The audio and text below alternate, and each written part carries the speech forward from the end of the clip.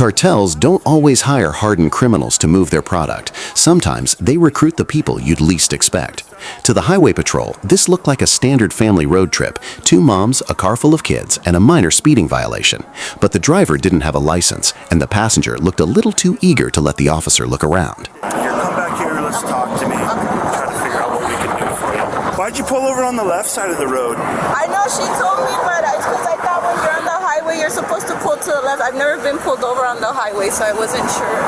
But she told me right after I did it, I was like, oh my God, I messed up. They had carefully constructed a flawless psychological shield. Who would suspect a vehicle full of minors? But underneath the family cover story lay a deep, cold desperation and a hidden cargo that would spark one of the most ruthless betrayals ever caught on camera. Where are you guys coming from now? We're visiting my family. Oh yeah, your family? And my friend's daughter, her dad is in Mexico, so she went to take him to go see him. He was deported I think a few weeks ago. He's my cousin. Oh, he's your cousin? Yeah. When did you guys get down there? Saturday. Saturday? Yeah. How long did you guys stay down there for? 2 days. 2 days. Who's all in the car now? Me, my friend, her daughter, and her niece. None of your kids? No. So she got tired and that's where you're driving? Yeah, I started driving. What's the name of, you said it's her husband or boyfriend? It's her father. Yeah. What's his Louis?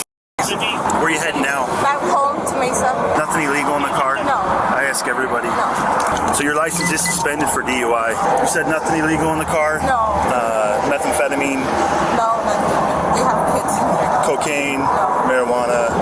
Fentanyl pills? Nothing like that? Okay. I'm going to cite you for the criminal citation, okay? And you'll get a court date and a time to appear, okay, on that thing. This area is a high drug trafficking area. I'm sure there's nothing in here.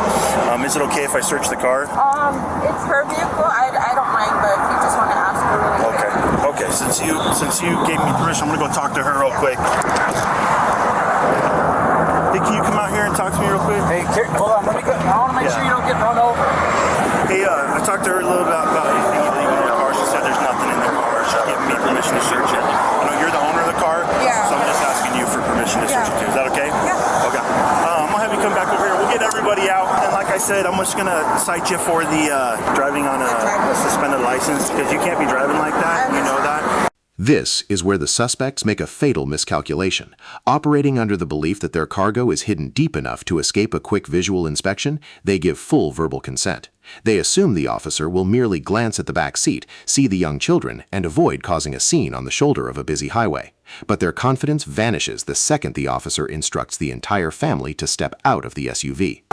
With your permission to search, we'll search it when I'm done doing that. I don't expect to find anything because you guys have been pretty honest with me, but then we'll get you guys out of here, okay? Pay close attention right here. The officer doesn't start at the trunk. Armed with their casual consent, he rips open the front passenger door and dives straight into the footwell. Hidden directly beneath the front passenger seat, he finds the smoking gun, a stray suspicious pill bottle that instantly shatters the entire story.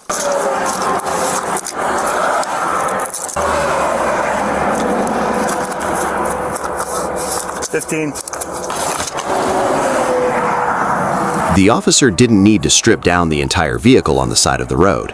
That single discovery under the passenger seat gave him all the probable cause required to impound the SUV and detain everyone on the spot. The suspects are transported straight to the station and immediately booked into completely isolated interrogation rooms. This is where the real psychological warfare begins. By keeping Martha and Tanya completely blind to what the other is saying, investigators create an environment of intense paranoia. All right, so Tanya, right? No, Tanya's my friend. Martha, I'm sorry. So I'm Officer Sharon, I'm the case officer. Obviously, I was the officer that stopped you today. You're the right to remain silent. Anything you say can will be used against you in the court of law. Do you understand these rights? Yes. Okay. Faced with the reality of a massive drug bust, Martha immediately launches into a strict denial strategy. Before the officer can even detail the full count of the containers found in her car, she shuts down. She plays the role of a completely clueless driver who has absolutely no idea how she ended up in an interrogation room. There was a lot of fentanyl in the car, okay? The main thing that you can do right now, the best thing for you is to be honest with me, okay? So let's start kind of from the beginning, how we got to this point. It's a ton of fentanyl. It's very serious. Obviously, you know that fentanyl is dangerous, right? Yes, yes. It's the #1 threat to our country right now. People are dying every day out of it. And you're facilitating it by bringing it into this country, okay? let's talk about kind of how we got to this point. Yeah, I mean, I don't really know anything. We just went down. We're there for 2 days, and I mean, I don't know where I would even be. Martha doubles down on her claim of absolute ignorance. She tells the investigator that she never asked questions, never checked the cargo, and simply assumed the packages were completely innocent. She is betting her entire freedom on this single defense. If she didn't know the drugs were there, she can't be held responsible for trafficking them. Okay, so where did that come from? I don't know. You have no clue where that came from. Okay, so what'd you think it was? Well, I thought it was collagen pills. I mean, I don't know. I didn't know that there was anything else in there. Who picked up the collagen pills? Why did you have them in the car? I don't even know how they got there. Okay, so you obviously knew they were in there because you said you thought they were collagen pills, Yeah. right? Yeah, but I don't even know when they got there or anything. I have. The investigator refuses to buy the story. He points out the massive risk she took by putting young children in a car filled with a lethal cargo. But Martha refuses to break character. She acts completely blindsided by the word fentanyl, keeping her shield of total ignorance locked tightly in place. She has no idea that in the next room, the story is about to completely change. Well, you're facing some serious felonies tonight. Possession of a narcotic drug for sale, transportation of a narcotic drug for sale, endangerment. You put 2 kids in danger. You would agree, right? Yeah, I mean, they're minors, they were kids, yeah. Knowing now that there was close to 500,000 fentanyl pills in that car, you would understand how that would be dangerous towards those kids, right? Yes, of course, yeah. Okay. So you went down to Mexico with your friend, right? How do you guys know each other? We've been friends for over 15 years. Did you guys ever have a discussion about the collagen pills that were in the car? No? You just saw all the property in the car, but you just never wanted to have a discussion about it? I honestly didn't ask any questions. Just at one point when we were just coming back, she was just tired, asking me if I could drive, and I drove it. Martha's defense of total ignorance required both women to play completely dumb. But in room 2, the investigator shatters that plan. The moment Tanya tries to stick to the script, the officer drops the ultimate trapdoor. The license plate readers at the border prove their entire weekend timeline is a total lie. They crossed the border just 24 hours ago. What's that? Let me start over a little bit. I know that you guys didn't go down on Sunday, okay? Because there's what we have called the LPR readers, right? At the border, I just looked at it and you guys came down yesterday, okay? So don't start the conversation off lying to me, because once you lie, it tells me that you know more than something. Obviously, like, how can I trust you for the rest of this conversation if you're not going to be honest with me, right?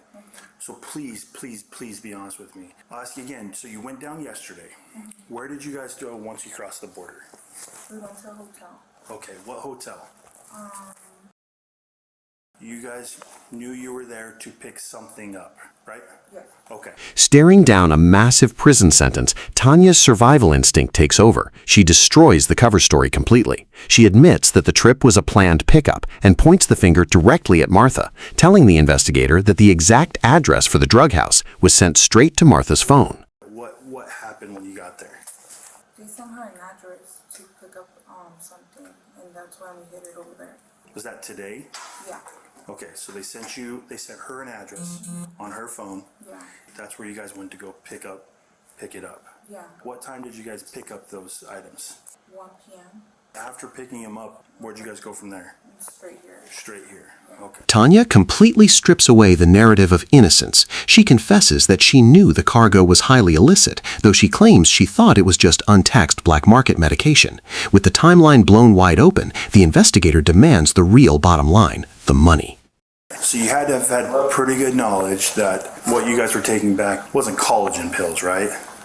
They just said it was like a big amount of medication, and that we couldn't report it online because we were gonna get taxed. That's what my understanding was. So it's her connect, basically, that says, hey, come to this address. Did you drive there or did she drive you to the house? She did. And then how does the product get into your vehicle? They started loading it. I was just in the living room. So you were in the living room of the residence, and then they went outside and started loading the car. When you say they, how many people? Just 2. You had to have had some concern, right? Because that's not a normal right? That's something someone would normally do, right? Were you concerned that it was something illegal?